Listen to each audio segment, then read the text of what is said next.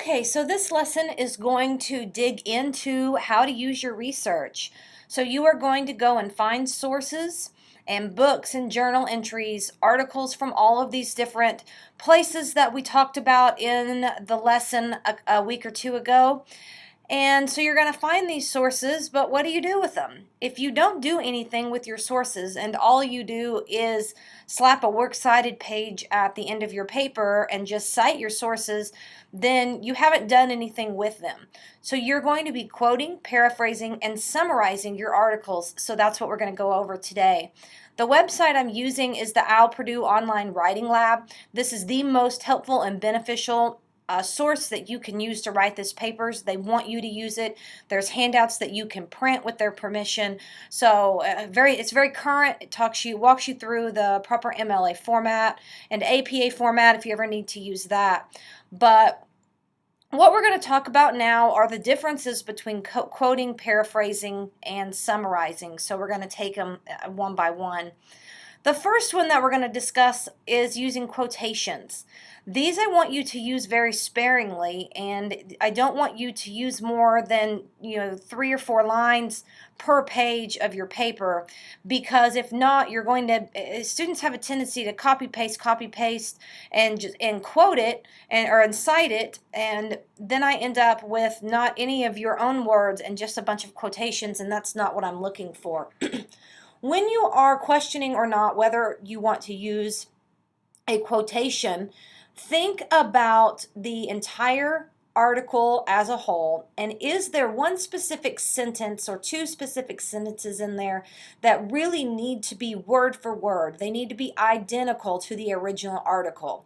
A good example would be if you were going to take and quote one line from a song, and say it's a really well-known song and everybody knows the song lyric, you wouldn't want to change the words. Now the song would be the entire article, and you're going to use just one line from it, so that is something you wouldn't want to change anything on. You would want to do it word for word. That would be something that would be a good example on using quotation marks. If you have a very precise statistic or something that is very, very detailed that would change the meaning, if you change the wording, then you would use quotations. You're probably not going to have many of those, one, because there's not a ton of instances where you have to have a bunch of back-to-back quotations. You don't see that in academic research paper where it's one quote, then another quote, then another quote, then another quote. You want to have a balance. You want to have a balance of quotations, paraphrasing, and summarizing. So let's move on to paraphrasing and summarizing, and then we're going to talk about how to properly do that so you're not plagiarizing. And I'll scroll down and show you some examples here. But I want you to think about maybe a TV show or a movie you just watched. And if somebody said, tell me what that was about, you would be summarizing it. You would be giving the main idea in your own words to that person about what that show was about. And it would be very, very short. It would be a lot shorter than if you were to have the entire script of that show that you just watched. Your summary would be extremely short compared to that. So when you summarize, think about just giving a smaller version of what the author's main ideas were about. Another reason that you would want to summarize is if you are going to be referencing it later. An example of this would be if you were going to make an argument about a certain book or a certain play or anything like that, and it's long. If you're going to make a claim about that and you're going to reference it, then you would have to give a summary of that so your audience would know what you were talking about. Let's move on to paraphrasing. Paraphrasing is a lot more detailed than summarizing. It is going to be close to length as the original article. You're going to take it line by line almost and look at those lines and put those into your own words. You would use this when you need to give more information in your paper about the article that you read. Let's say if you had a whole paragraph and that whole paragraph was important, and just giving an overview of the article is not enough information. You can't quote a whole paragraph. So then you would want to use paraphrasing and put that into your own words. So the main difference in a paraphrase and a summary is the length one. While a summary is going to be really short, paraphrasing is going to be a lot longer. Paraphrase is going to be a lot more detailed and give a lot more information. So you will want to use all three of these throughout your paper. The main thing to remember about using all three of these is that you have to properly attribute your source in your either quotation, paraphrase, or summary, or it is considered plagiarism. So again, I'm at the Al Purdue website, and if you can see here on the side, it shows you how to do basically everything. It'll show you how to cite something, and I'll have another lesson on that. But right now, I want to focus on how to use these in-text citations. So if you go to this website, it's MLA Style right here, and then right here I'm at MLA in-text citations, the basics. So let's look at this first one here, and I'll show you the example where if you use the author page style. And so you can say in any of these, your paraphrase, summary, or your quotation, we have the author here as Wordsworth. And Wordsworth stated, and this is where they're using a direct quote. Here's an example of using a direct quote, and I'd like you to see how short this is. But this came out of an article. The author is Wordsworth, and it came from page number 263. So Wordsworth stated that the Romantic poetry was marked by a spontaneous overflow of powerful feelings. End quote.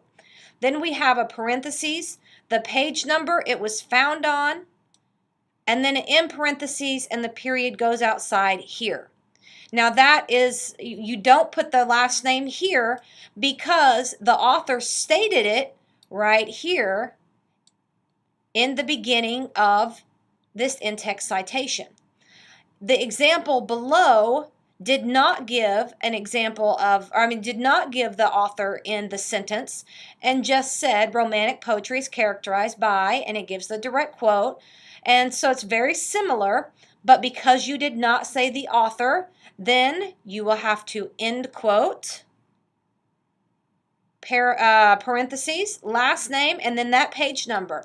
If you notice in both of these, the page number is in both of these. Even if you find the article online, a database, wherever, there's a page number. And then in parentheses. Right here, they took out the direct quote, which means that they are putting this in their own words. They are paraphrasing this. He extensively explored the role of emotions in creative process, used the last name here, so again, just the page number. So, just another rundown. Last name, either in the sentence, page number at the end, or give your statement, last name, then page number. There's a few more examples, and it's the same thing. We have another example. Human beings have been described by Kenneth Burke. They're using that author's name in that sentence and then does the page number at the end, just like before. This one, the one below it. The last name was not used in the sentence, and so therefore the last name and the page number goes at the end. So if you can just remember last name, page number, then you'll be good to go. What if, and this is the last example I'm going to give, you can come here and it can give you more examples, but this will get you through it and gives you the basics. Let's say you have an article without an author, and that's common, and that's okay. So let's look at this example here, and we have the sentences here, and we have a shortened version of the title at the end. Now let's go down and look at the citation of this, and this would go in your works cited page. The Impact of Global Warming in North America. That's the name of the title. So since we don't have an author that goes here, when you paraphrase or summarize or do a direct quote, we have the direct quote here.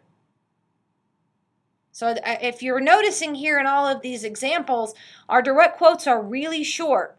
So we have a direct quote here, it ends, and then we have a shortened version of the title here. It is okay to do that because the impact of global warming in North America is a pretty long title. So the author of this paper has just put parentheses, italics, because it's the name of the title, impact of global warming, end quotation mark. Notice there's no comma or anything. It's just a space. Page number, in parentheses, period. So that's how you would do that if you do not have an author for the article. So just remember that it is really important that you attribute your source for no matter what you do. You should have a paraphrase, a quotation, or a summary in almost every paragraph that you do in this paper, because you have to make sure you're using all of your sources. And if you don't use the source in your paper, then you shouldn't cite it. So we will have some other lessons that will address works cited page and will address how to do that. But I hope this gives you an idea of how to properly use those in-text citations. So just remember, last name, page number. You can do the last name in your paper and then only put the page number in the parentheses, or you can put a shortened version of that. Now there's going to be a lot of other things that come up, and then this would be a 3-hour lesson. But if something comes up and you can't find it here and you want further assistance, then let me know. This lesson right here just covered the basics of the most commonly seen things when writing a research paper. So I really hope this helped, and let's get going on finding those articles to paraphrase, summarize, and quote.